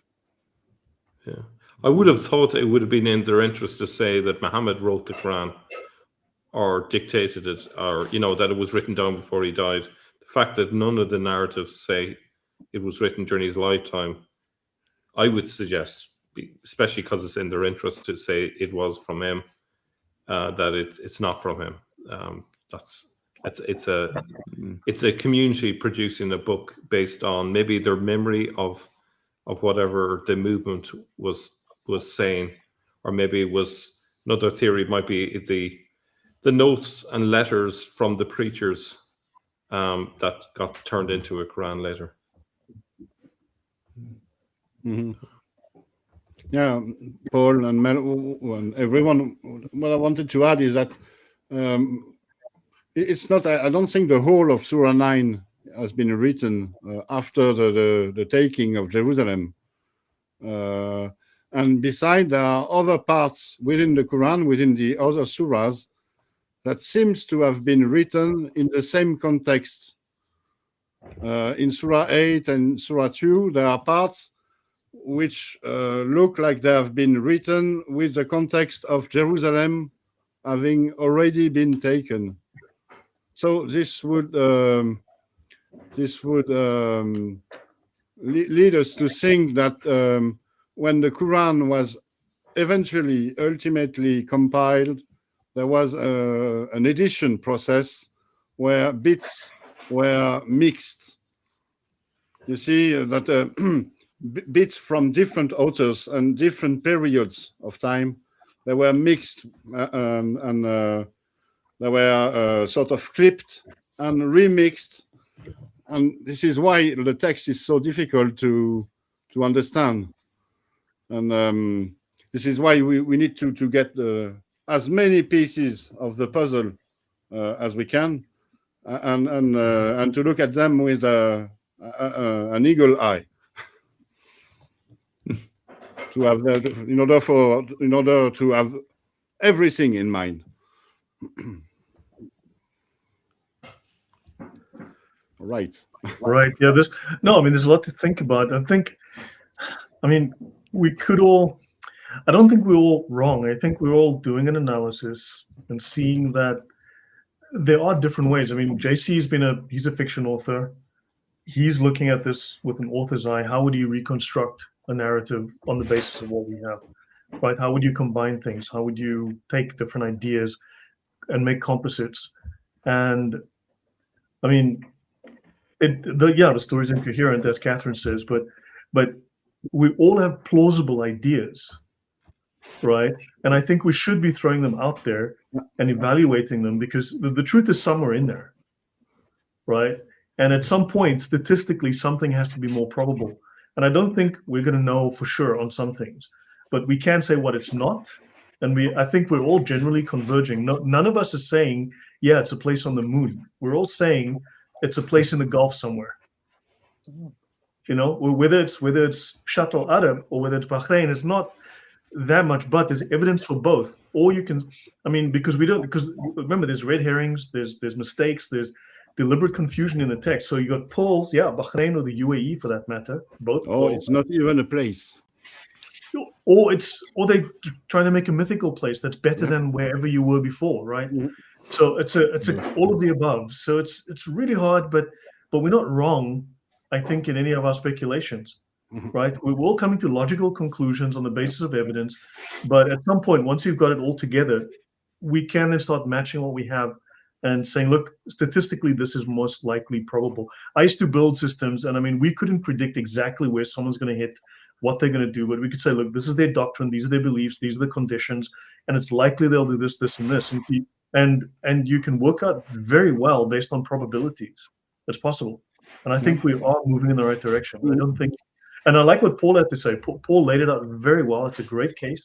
Odon, you make a fantastic case. So does Mal. So all of us. It's not over, Lloyd. It's not over. In our next stream, we will look at the details of the Jerusalem thesis. Right. No. Masjid al-Haram, God's temple, the standing place of Abraham, and so on. And and there we will see that it's all about Jerusalem for these verses.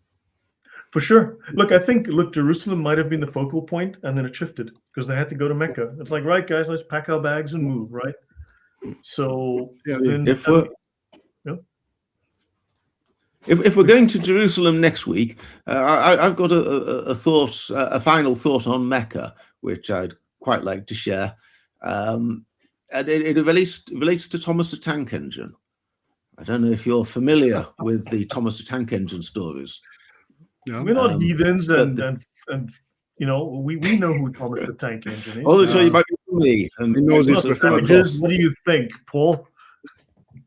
I could find Thomas the Tank Engine in the Quran. So here's my take. Thomas the Tank Engine is a series of children's books set in a fictitious island called Sodor, Sodor. Now, where it was written by the Reverend W. Awdry, and where did he get the name for that island from? Is if you do a little bit inquisitive and you wonder where Sodor is. Sodor is the name of a Viking kingdom back in the day. You had they had the Northern Islands, which were the Orkneys and the where's further out in the Orkneys, and then you got the Southern Islands, which were the Hebrides. And so Sodor was a Viking kingdom, short-lived, that was out in the around the Hebridean Islands.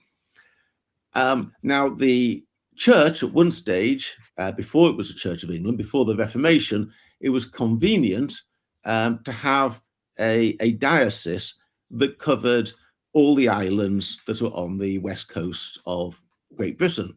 And so they called this diocese Sodor and Man. So it covered the Viking kingdom of Sodor, which is the Hebrides, and also the Isle of Man. When the Church of Scotland went its independent way, the Church of England kept the name of the diocese. So if you found, apparently, if you look at a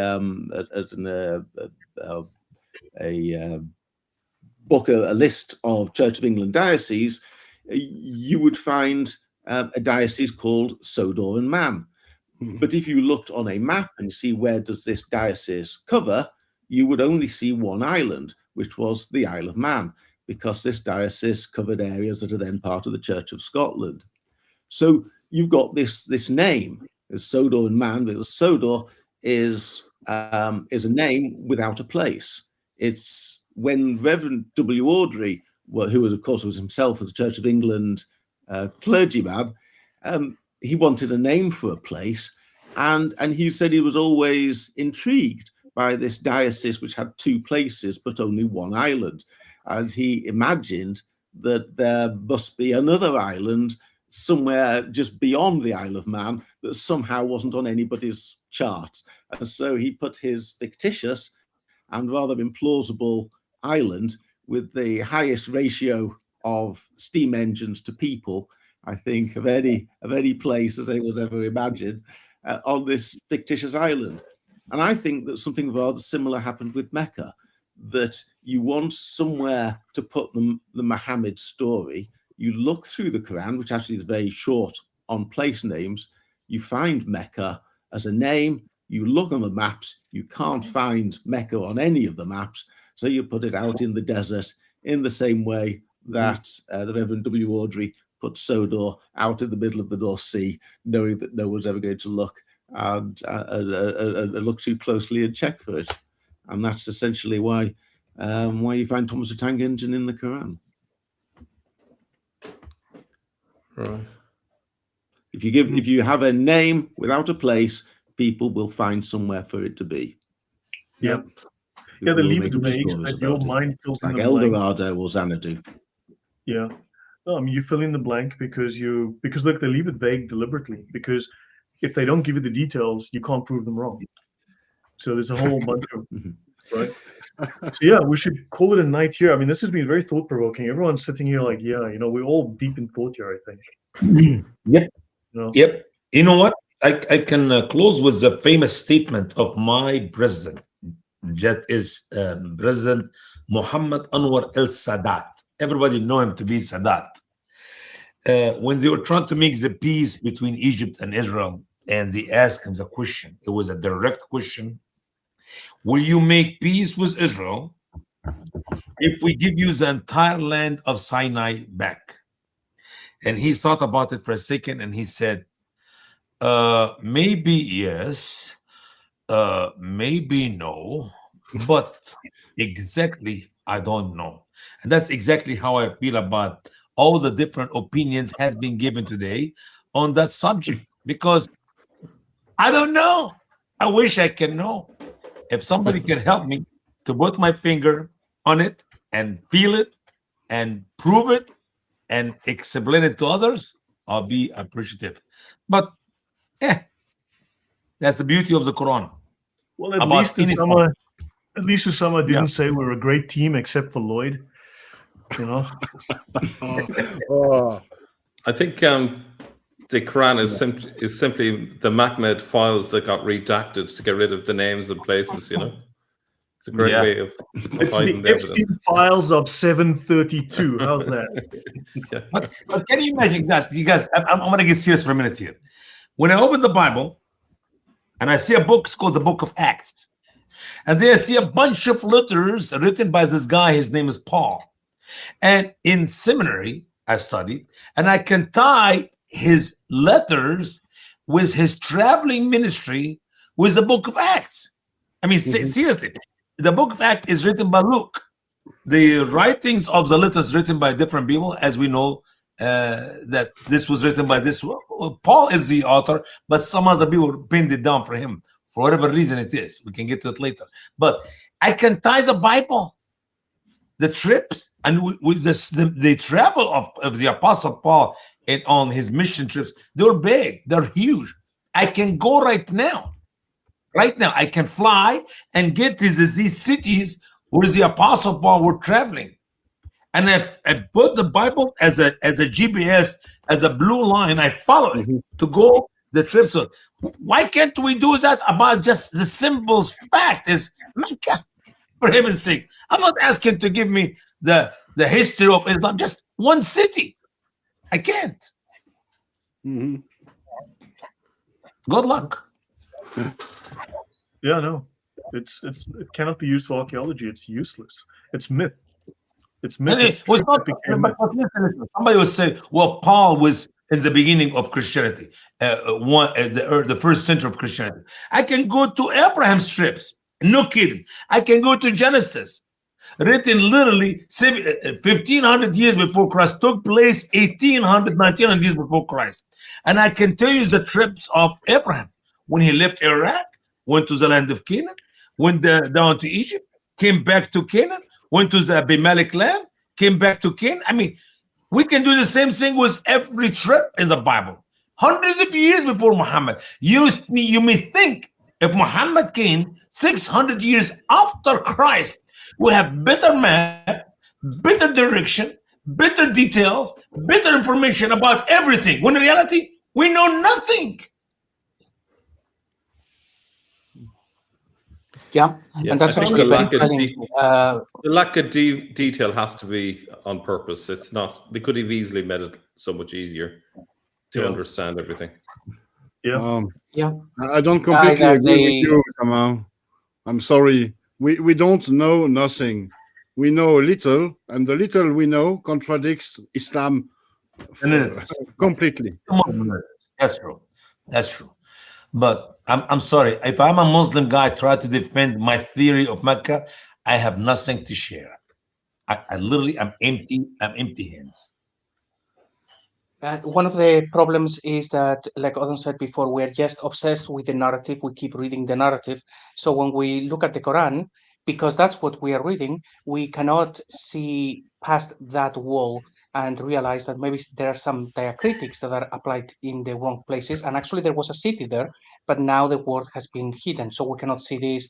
We cannot see verses that have been purposely removed because we cannot find them. Exactly. So the enemy is the narrative. Once we realize, hey, No. the narrative is not what we've been told, there are two different origins here, then we can look at the Quran with a fresh pair of eyes and hopefully get Yeah. there. And actually, maybe once we are finished with the presentations about the Jerusalem thesis, we should have a conversation like this where we just go through the narrative, and maybe with all of that we have learned through the series, we can try to put together when the narrative changed, by whom. Maybe we can find a few more details.